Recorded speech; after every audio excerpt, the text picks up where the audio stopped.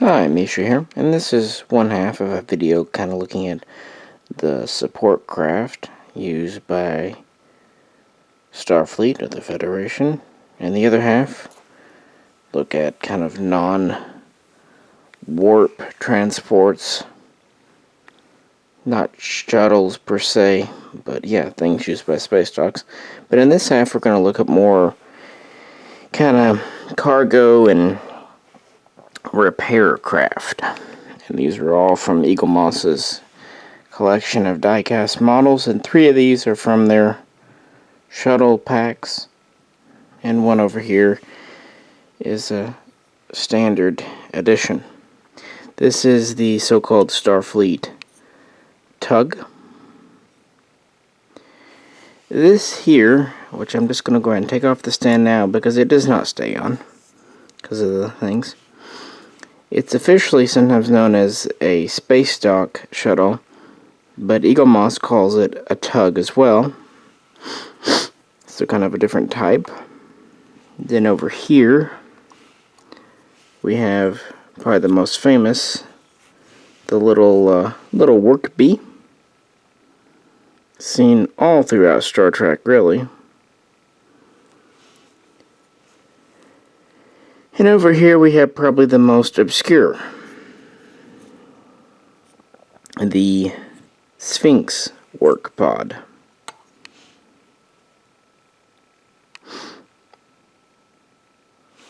Yeah, I know this won't be a big popular video. I mean, not that mine are ever that popular, but anyway, I have fun doing them. And I thought it would be neat to look at different StarCraft. So yeah, let's talk about this one first. We see this on and off in the motion pictures, kind of flitting around Earth and space dock and whatnot. We also see it a little bit in the early seasons of Next Generation.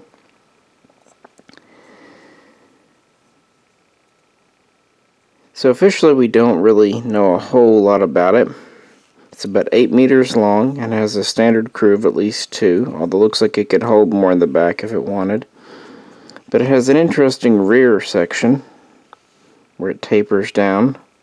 And then it has these 2 pods underneath, which are definitely not warp nacelles, but do something. And I think that's why Eaglemoss kind of has it as a space dock tug. And it seems like these are tractor beam emitters, and it just kind of maneuvers larger ships either in place or out of place, or maybe ships under construction around, or just, you know, kind of minor ferries and tugs for inside space dock. Makes sense. And it fits the overall design aesthetic very, very well.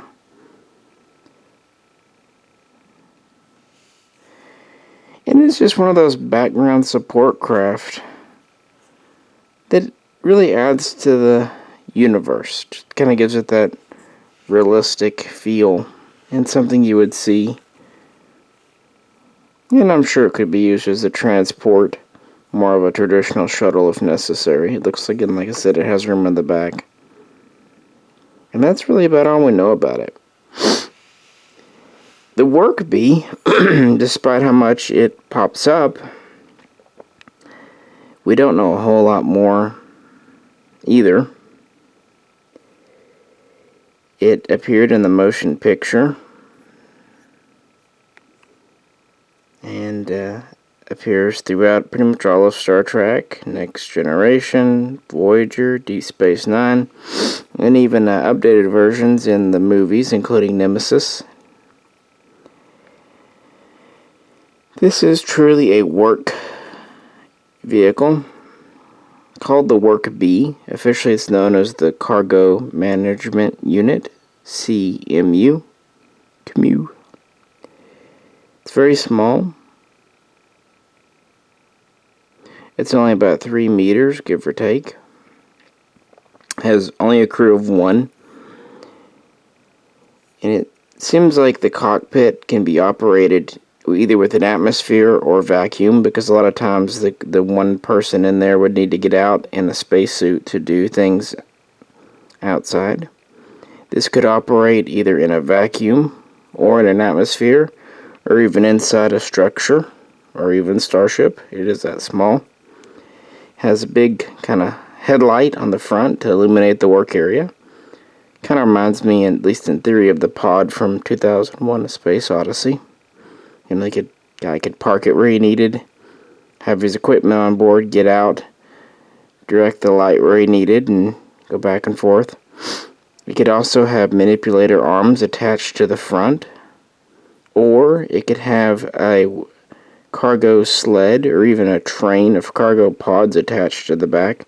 So it's just kind of an all-around work vehicle. And these would be carried on board starships and pretty much everywhere. And then here, the Sphinx work pod was the larger, more advanced version made in the 21st or 24th century. It was originally designed by Andrew Probert, who also designed the original pod for Next Generation, but because of the design, it just wasn't practical to film a miniature, so it pretty much went unseen except in some paintings and calendars and stuff. It has this kind of sled or little open-ended truck bed in the back. Kind of reminds me of a mule. These they basically have three versions: a light, a medium, and a heavy. And the heavy has a crew of 2. The other 2 usually have a crew of 1. It has these pincers or arms in the front, hence the name Sphinx, because of looking at it. It is decidedly larger, but still quite small, probably about 6 to 6.5 meters all told. And again, would be carried on larger ships like the Galaxy and Nebula, as well as stations. And both of these could be used again for either repairs, construction, or cargo transport. And they're painted in kind of day-glow yellow or orange. Sometimes we also see them gray for worksite reasons. And then, like I said, those 3 are from the Shuttle Pack collections. We have this cool guy. I was really actually excited. I get nerdy over weird stuff. When they announced this would be in the standard line of ships, it's just so weird. It's so industrial, so ugly, but in a cool way. It's basically a flying box. It's, of course, in universe much bigger. It's about 90 meters. This is definitively a tug, and it definitively has warp. It's able to get up to about warp 6, so not speed demon, but it gets where it needs to go. Even though it's 90 meters, it only has a crew of 6, because most of it's given over to the equipment and automation and engines. These are mostly stationed at star bases and sent out to tractor in, tug, damaged, derelict starships. It could either grab onto them with its arms, or as it more often did, use heavy-duty tractor beams to grapple them. And because it had warp and would go out to get them, one would presume it could tractor them using warp. That's just a little unusual, but why not? It's also said that it could use its arms to kind of like bend broken nacelles back, or maybe snap off dangerous pieces. Maybe if you had a nacelle venting plasma or something, you could just break it off to haul the rest of the ship back. You know, just general manipulator arms. And yeah, these would basically be stationed at bases and sent out as needed. I'm not sure if they officially had names or if they were like shuttles, just had numbers. But in a lot of ways, it's just a larger version of these others. I mean, just an industrial craft. But again, I think it gives the world just a neat little feel. And this model itself is kind of neat. It's got the nacelles from like a Romulan ship and parts from a runabout, and it's just neat. It's just weird. It's a very unusual ship.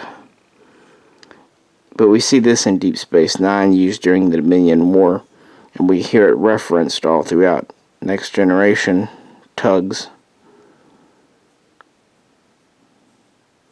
But it's not a proper starship because it is very much made for one purpose. As to the models themselves from Eaglemoss, notwithstanding the shuttle packs being rather expensive, honestly, they are pretty unique in a lot of their choices. Their stands are all these basic types, which some of them sit on great, some of them like this do not. They are numbered and stuff, though.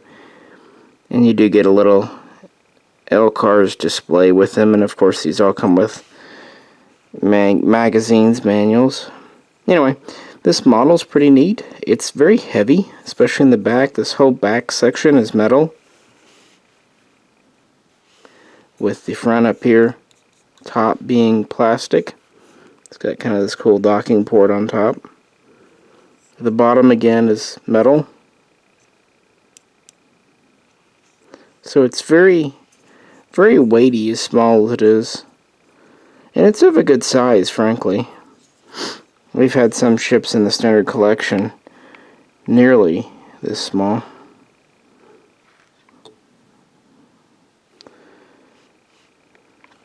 The little work bee is actually pretty light. The bottom part is metal. The top part is plastic. Because the bottom is the metal, it actually sits on its stand pretty well. But there's nothing to keep it from getting knocked off. It's just sitting on a little pedestal. This one's unique in the Eaglemoss collection because it's one of the very few that has clear windows. I think they did it just to give you a little added value. Plus, this was a large enough scale that, potentially you could see a person in there. If it were in my Hobby Master models, it's probably not 1/48 scale. Probably around 1/64. It's pretty large, and again, it has a basic interior. But I think it's one people were really excited that they did because it's a work bee, very iconic. But actually, of these three shuttles, I think the Sphinx here is my favorite. This because it was very unexpected. It too has the clear window.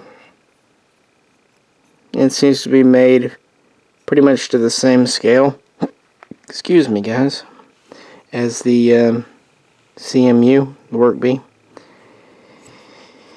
And it's actually pretty heavy. It's probably the heaviest of these three. This whole back section is metal, top and bottom. The arms are metal. The sides are plastic. And of course the windows are plastic. So this through here is metal, and the bottom is metal, and then kind of the upraised top is the polymer bit.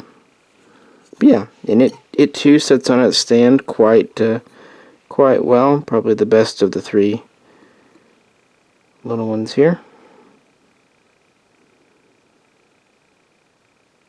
And this was from our most recent pack, Pack 6, which might be our final pack. Although, I wonder if they might do a pack of escape pods. That might be kind of neat. I think we've seen enough of them. But as far as the main shuttles, we've pretty much got them. So, unless they want to start getting into alien shuttles, we've covered it. Like I said, I know this wasn't a super interesting one. We're not talking about the Sovereign or the Akira, but I don't know. It's honestly ships like this that got me to buy the Eaglemoss collection, as I've said multiple times. Just because this is the only time we've really seen work bees and tugs and stuff, so I think it's neat.